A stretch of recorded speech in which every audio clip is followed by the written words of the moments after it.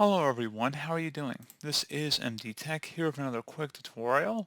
In today's tutorial, I'm going to show you guys how to resolve if the spacebar and enter keys are not working properly on your Windows 11 or Windows 10 computer. So this should hopefully be a pretty straightforward process here, guys. And without further ado, let's go ahead and jump straight into it. So first thing I recommend doing would be to open up the search menu, type in Control Panel, best match, should come back with Control Panel. Go ahead and open that up. You want to sort your view by category view, and you want to select ease of access.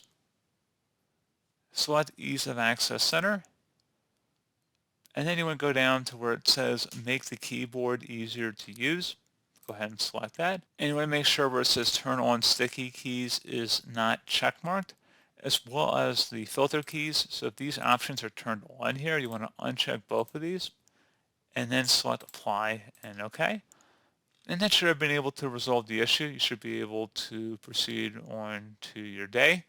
If you're still having a problem, something else you can try here as well would be to open up the search menu, type in Device Manager, best match, or come back with Device Manager here. Go ahead and open that up. And now you want to double click on the keyboards section. Just double click on that.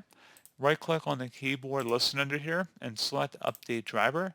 Select Browse My Computer for drivers, and then select Let me pick from a list of available drivers on my computer. Select the standard keyboard driver listed in here, and select Next, and then go ahead and close out of here. You will need to go restart your computer to complete the changes, so go ahead and select Yes.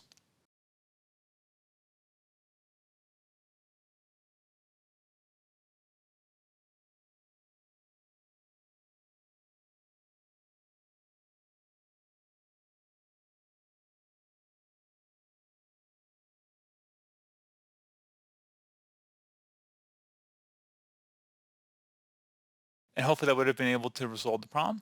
One further thing we can attempt would be to check for Windows updates. So go ahead and search for Windows updates. So you go ahead and select check for updates. And now you want to go underneath advanced options on the right panel here.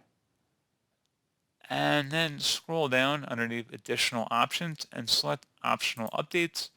If there are any optional updates in here, I'd recommend installing them, especially if they pertain to keyboard drivers. So pretty straightforward process here, guys. Do hope I was able to help you out, and I do look forward to catching you all in the next tutorial. Goodbye.